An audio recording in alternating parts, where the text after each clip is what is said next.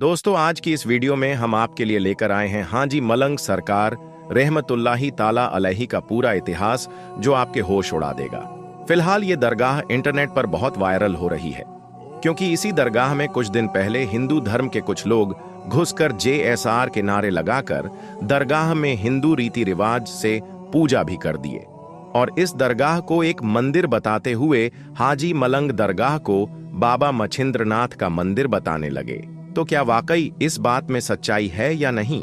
दरगाह को मंदिर बताने वाले दावे के बारे में दरगाह के ट्रस्टियों ने क्या क्या कहा, तो इस दरगाह के और हाजी मलंग रहमतुल्लाही ताला अलैही के पूरे इतिहास को आज की इस वीडियो में जानेंगे और आपको बताएंगे कि यह दरगाह कितनी पुरानी है और इसे किसने बनाया और इसका हिस्टोरिकल रिकॉर्ड क्या है। जिस दरगाह पर शेर भी आते हैं सलामी देने, जिस दरगाह पर करते हैं बादशाह भी गुलामी, जिनको कहते हैं बाबा हाजी मलंग। तो दोस्तों, अगर आप भी जानना चाहते हैं हाजी मलंग सरकार कौन है और आप कहां से आए थे, तो आप इस वीडियो को एंड तक देखें। इस वीडियो के जरिए से आपको पूरी मालूमात देंगे। और दोस्तों, अगर आपने अभी तक वीडियो को लाइक नहीं किया है तो लाइक कर दे ताकि ये वीडियो वायरल हो जाए।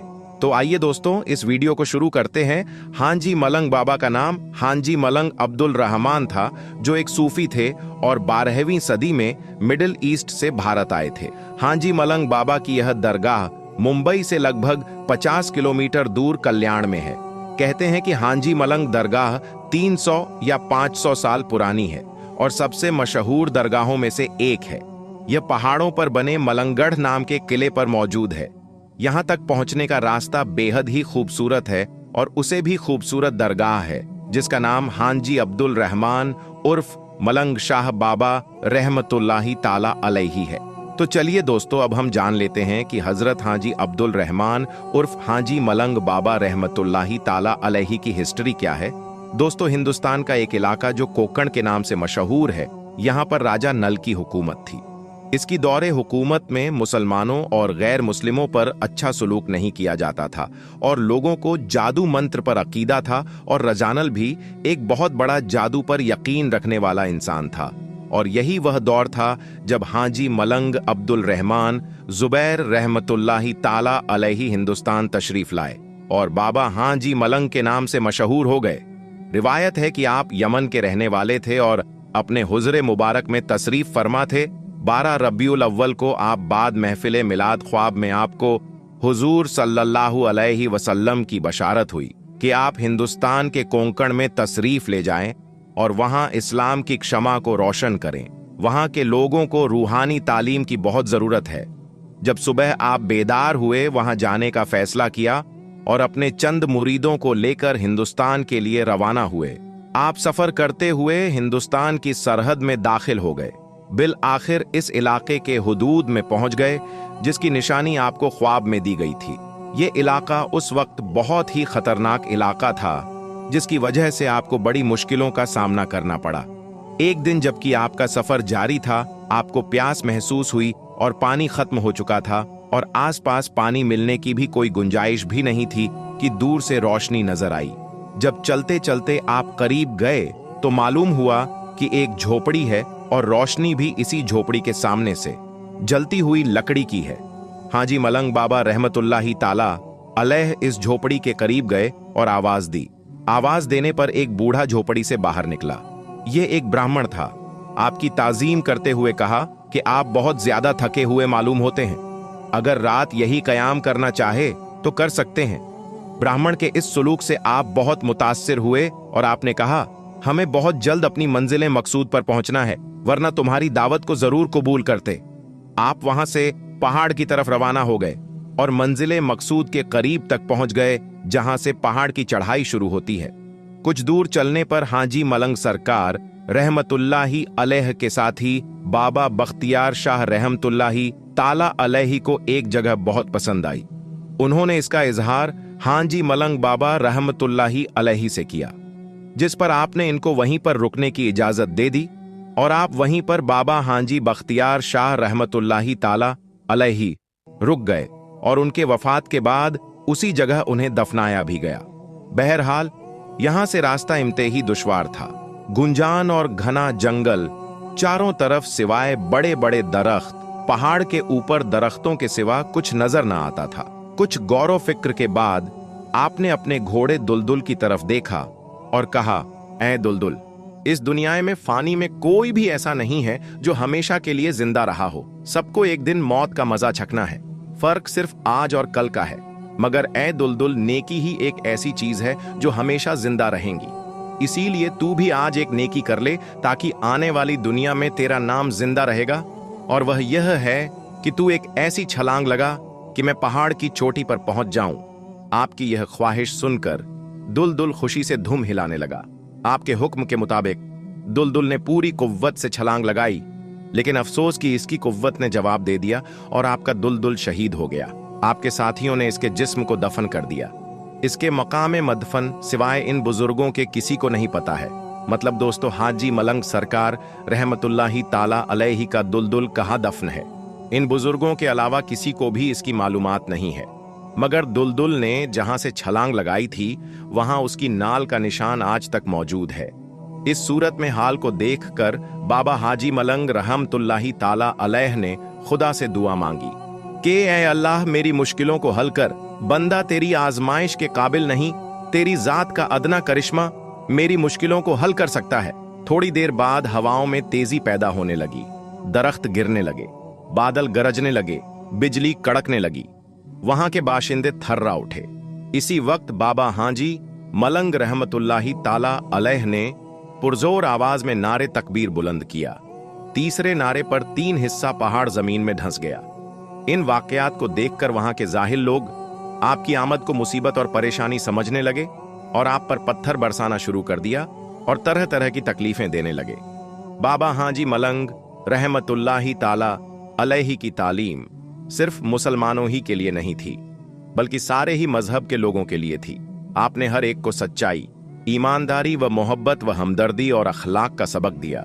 यही वजह है कि आज इनके अकीदतमंदों में सभी मजहब के लोग शामिल हैं। इस सूरतें हाल को देखकर वहां के लोगों पर आपकी तालीम का असर होने लगा और कुछ लोगों ने आपके दस्ते हक पर कलमा पढ़कर इस्लाम में दाखिल हो गए।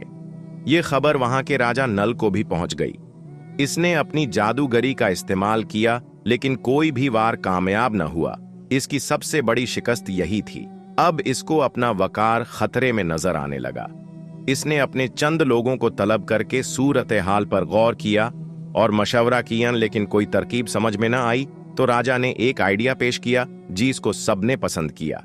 इस आइडिया पर सब मंत्रियों और खुद राजा को अपनी कामयाबी का यकीन हो गया और वह सब खुश खुश नजर आने लगे। रिवायत है कि राजा नल की लड़की बेहद हसीन और खूबसूरत थी, जिसकी दिल फरेबी और दिलकशी के चर्चे आम थे। वह लड़की बाबा हाजी मलंग सरकार रहमतुल्लाही ताला अलैहि के पास भेजी गई। वह लड़की जब बाबा हाजी मलंग सरकार रहमतुल्लाही ताला अलैहि की खिदमत में हाजिर हुई, तब इसने आपको देखा तो इस पर एक अजीब कैफियत तारी हो गई। आपने इसके साथ बहुत ही अच्छा सलूक किया और बेटी के नाम से पुकारा। आपकी तालीम का इस पर बेहद असर हुआ और वो राजा की बेटी सलाम कबूल करने की दरखास्त करने लगी। तो आप रहमतुल्लाही ताला अलैहि ने उसे कलमा पढ़ाया, मुसलमान कर दिया और उसका नाम फातिमा रखा। दोस्तों, इतिहास में कुछ बातें ऐसी भी बताई जाती हैं कि राजा नल की जो ये बेटी थी, उसकी शादी हाजी मलंग बाबा से हो गई थी और उनकी कब्र भी बाबा हाजी मलंग के बाजू में ही है, जिनका नाम मां फातिमा बताया जाता है। दरगाह के बारे में कई ऐतिहासिक डॉक्यूमेंट्स में मिलता है। 1882 में पब्लिश की गई the gazetteers of Bombay presidency में भी इस दरगाह के बारे में लिखा गया है। इस मुकद्दस जगह के बारे में जिक्र करते हुए यह कहा गया है कि यह जगह एक अरब मिशनरी हाजी अब्दुल रहमान के सम्मान में बनाया गया था, जो हाजी मलंग के नाम से मशहूर थे। कहा जाता है कि उस वक्त राजा नल की हुकूमत थी और उसी के दौरान सूफी संत यमन से कई साथियों के साथ आए थे और पहाड़ी के निचले पठार पर बस गए थे। इस दरगाह के बारे में कई कहानियों हैं। दावा किया जाता है कि नल राजा ने अपनी बेटी की शादी सूफी संत से की थी। हाजी मलंग और मां फातिमा दोनों की कब्रें दरगाह के अंदर मौजूद है। बॉम्बे प्रेसिडेंसी के गजेटियर्स में कहा गया है कि कंस्ट्रक्शन और कब्रें 12वीं शताब्दी से अस्तित्व में हैं और मुकद्दस मानी जाती है। गजट में यह भी कहा गया है कि 18वीं शताब्दी में तत्कालीन मराठा संघ ने कल्याण के एक ब्राह्मण काशीनाथ पंत खेतकर के नेतृत्व में दरगाह में तबर्रुक भेजा था, क्योंकि ऐसा माना गया था कि हाजी मलंग बाबा की करामत से ही अंग्रेज उस इलाके से चले गए थे। दरगाह पर पहली बार 18वीं शताब्दी में विवाद हुआ था, जब दरगाह के सदियों से देखभाल करने वाले ब्राह्मण के खिलाफ कुछ लोकल मुसलमानों ने नाराजगी दिखाई थी। यह संघर्ष इसलिए नहीं था कि यह मंदिर है या दरगाह, बल्कि इसलिए था कि इसकी देखरेख ब्राह्मण कर रहे हैं। इसके बाद यह बात सामने आई थी कि ट्रस्ट में हिंदू और मुस्लिम धर्म के लोग थे जो अकीदत के साथ इसकी देखरेख करते थे। ट्रस्टी चंद्रहास केतकर ने कहा कि हमारे ट्रस्ट बोर्ड में पारसी, मुस्लिम और हिंदू समुदायों के साथ साथ आसपास के किसान भी शामिल थे। हालांकि 2008 के बाद से ट्रस्ट में हमारी कोई नई नियुक्ति नहीं हुई है। फिलहाल ट्रस्ट में 3 सदस्य हैं, क्योंकि बाकी या तो रिटायर हो गए या उनका इंतकाल हो गया।